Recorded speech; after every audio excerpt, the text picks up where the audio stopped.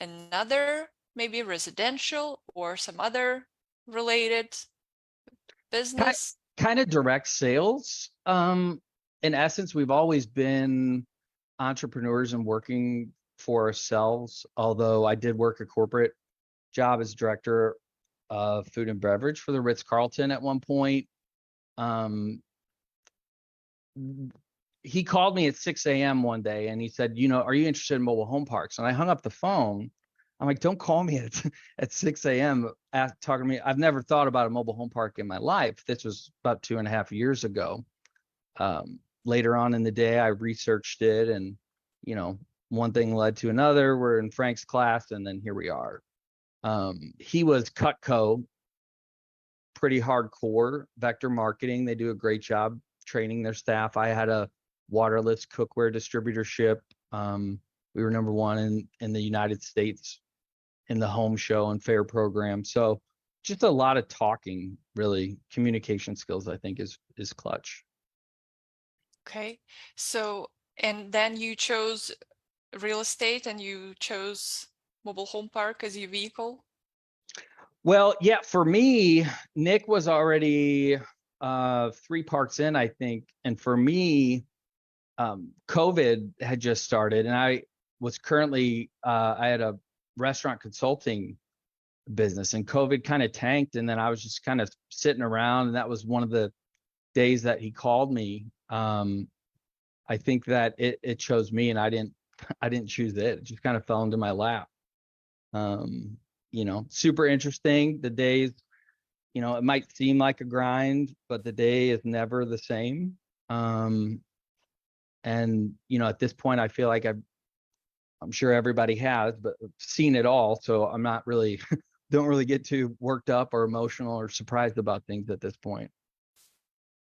So Jason, and how do you divide responsibilities? How did you, what is your right now process? Your marketing, deal sourcing, maybe With our actions and integrity and delivering value to hit your criteria, you kind of had to develop an arm in your business for that purpose. How did that come to be? That arm just kind of came to be in the same way that, in this industry, we all take, what we have determined to be calculated risks. We started realizing that there was the same amount of leverage in relationships as there are in, banking a deal. So recognizing the power of leveraging relationships and building that out over the past 2 years has, something that's just kind of naturally evolved. And then, Kat, we've kind of talked about this, but the stigma that comes along with just like being an operator and being involved in mobile home park space, especially if the county sucks and they're all over you for zoning issues. That stigma is just not fair, right? We're providing, and we're all striving to provide like affordable, clean, safe communities for people that are less fortunate than we are, and they're living in a class of housing that only, it has a limited supply for whatever reason. They continue to keep that limited and try to push us down. So we made a decision very early on with our actions and integrity and delivering value to not just both the seller and the buyer, but everybody else in between.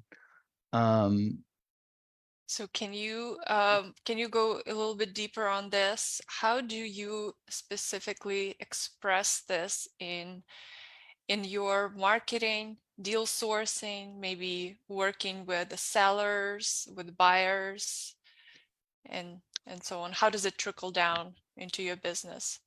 So, and that, if I'm understanding your question properly, are you asking how do we get away with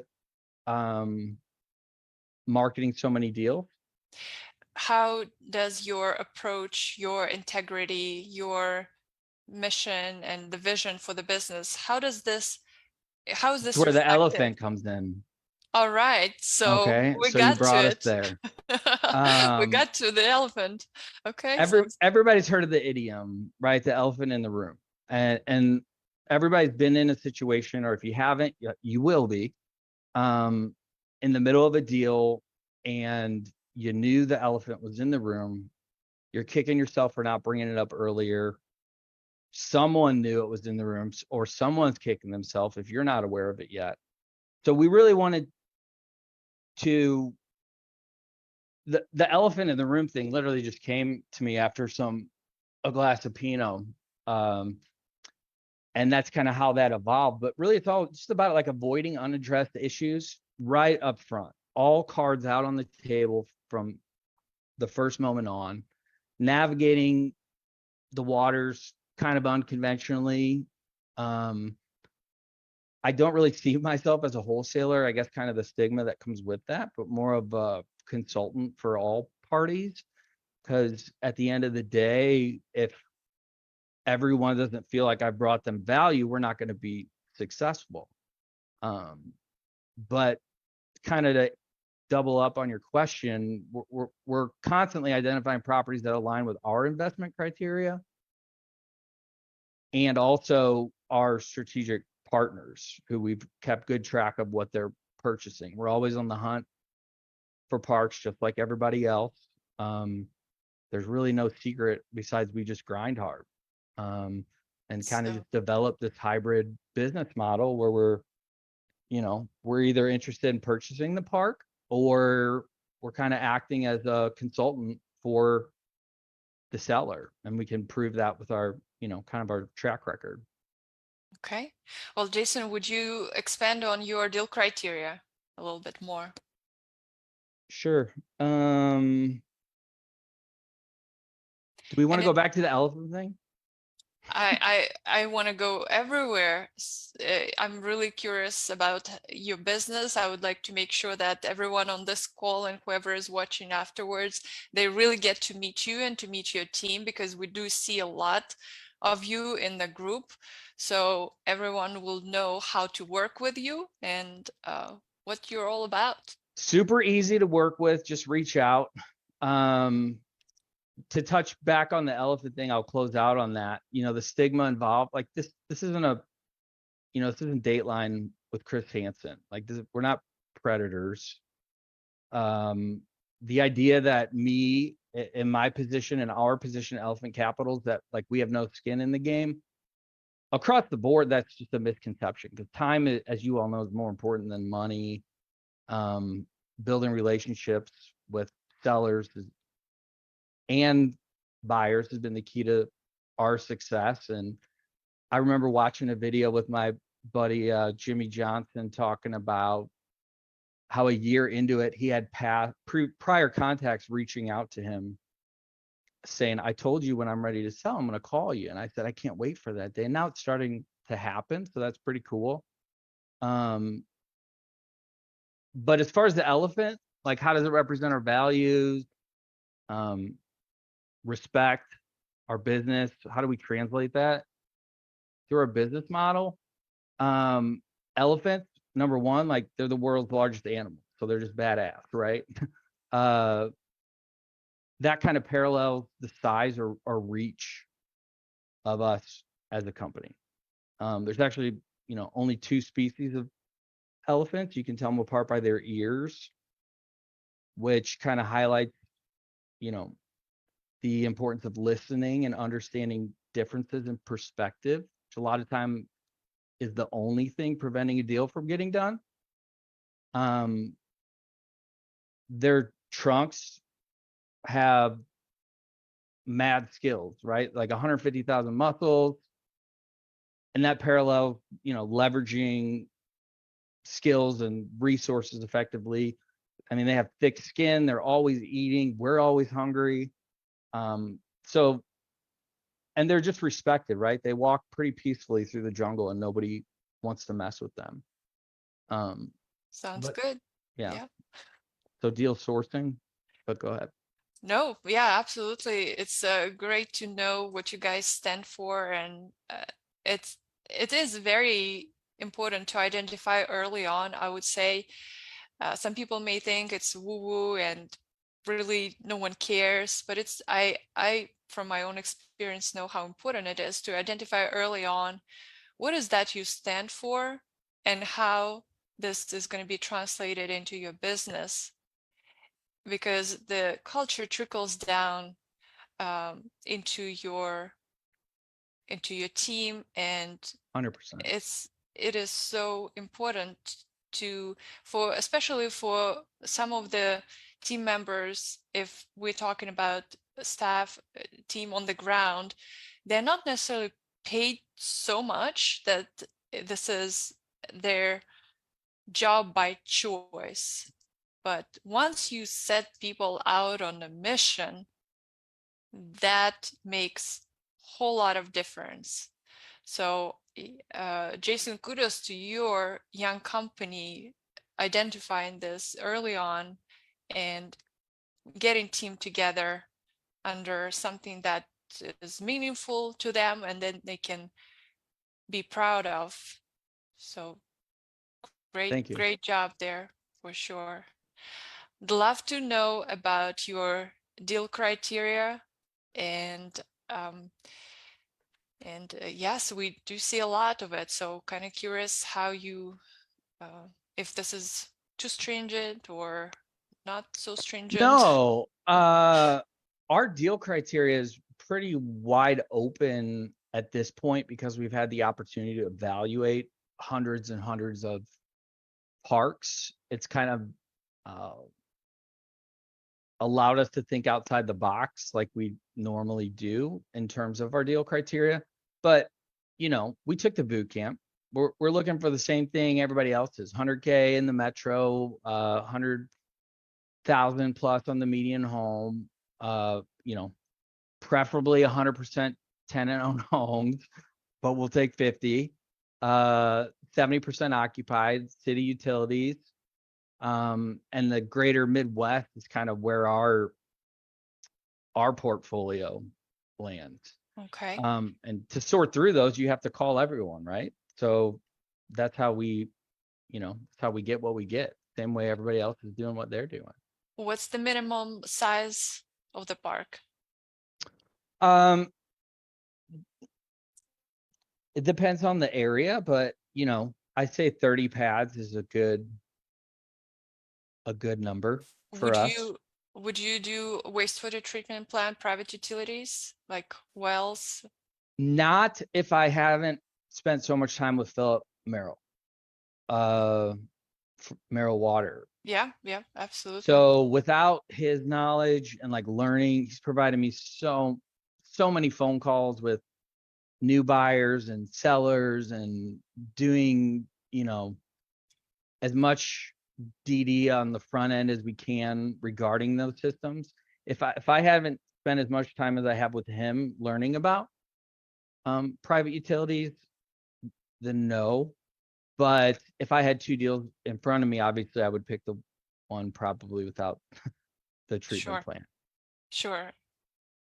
And so, okay, and how many, so you identified the geographic area, the criteria seem to be pretty common. There is no specific like edge. Oh no, we love to throw in lagoon here and there because we know exactly how to operate lagoons, and that's our edge. So nothing special in that regard, right? No, kind of the similar model too. We found kind of like, I'm sure everyone else has similar thoughts, but homeowners make for better communities, right? Renters are Mm-hmm. going to kick holes in the wall and homeowners aren't. So, I mean, we have our dealers licensed in quite a few states and we're set up through 21st. So we're constantly converting, not on these 30-year unattainable contract for deeds, but actually you're going to become a homeowner in by this date. And, we're actually going to lower your payment due to the fact we're getting you financed with 21st. And so it's kind of a win-win, and So Jason, how did you so I am kind of starting to tag on some questions from the chat because I think they are in line with our Oh, I see. conversation. So some of the deals that you decide to keep, for example, uh, who is doing, you know, due diligence? How do you set up operations? Were you always preparing yourself for running operations, or you uh, like you had identified your partner as he is the operations one, he will be running the team on the ground? How did you guys set yourself up for that? We just kind of utilized and played off each other's strengths and weaknesses and bandwidth, and what the other was willing to do. And honestly, but we've known each other for so long, it just, I don't even remember if we really talked about it for that long. It just kind of blossomed on one end and blossomed on the other end. And you So know, it when, go ahead. so is Nick the one who's running property, like asset management side of things, or Yeah, is it 50-50? it's probably 50-50. But Nick has pays more attention to those numbers than I do, just because I'm, you know, underwater with what I'm doing. Mm-hmm. Okay. Every once in a while he'll come in and, you know, we'll talk about a deal potentially if we're going to take it down. And um other than that, I mean, just like working with your best friend for 20 years. Well, You know what they're thinking. that's awesome. Yeah, that I think it's fantastic. So talking about due diligence, and I think Barry had a, oh, so let me backtrack for a second. So Barry asked first, when you put the deal on the contract, how small of a earnest money do you put down, especially when you know you will be wholesaling? All right, so Barry, uh and this is probably this is probably something that will be great to clear up. So great question, and there's kind of three tangents I see on that. Um and they kind of fall in line with what I would consider to be our best practices, because, you know, right now, you know, we have 26 deals under contract, 13 PSAs hopefully coming back, and 9 deals available for assignment. So if I had to put up earnest money, Barry, for all that, it would almost be counterproductive to what I'm doing. So to answer your question in two parts, the first thing that we have is from Ferd Neiman, and I've watched him develop this PSA over a period of 2 years, and it's just this beautiful, magnificent, well put together, well read document, that's seller and buyer friendly, but also provides us with the leverage to go back to the seller if we were not told the proper information and say, hey, you know, this isn't what we were told up front. It's just a really well put together contract. If you want it, just email Ferd Neiman. You guys know who he is. I don't know how much he charges for it, but you get a full doc package, and it's awesome. But essentially, Barry, when we assign a deal, we collect all the due diligence for you. So by the time I go and post it on Facebook, and we don't really post anything over 100 pads on Facebook, those go to a private list. I want to have all of the due diligence collected and time it so that when I assign it to you, Barry, you have all the due diligence. And at that moment, we execute our agreement. The earnest money's due within 72 hours by you, the new buyer. You have all the DD already in hand, which we all know is one of the hardest parts of getting the deal done, is sucking out all that information. and you're ready to roll. So you're really 30 days into your 90 days. But your inspection period is actually, the clock has just started ticking, because the clock doesn't start ticking until we've received all of our requested due diligence items. And, you know, there are times where there's some items, right, that are non-negotiables that we need. And there are times when there's items that, you know, we might not need, but it sure would make us feel more comfortable if we've had them. And that's kind of how that's built, if that makes sense. So Jason, about the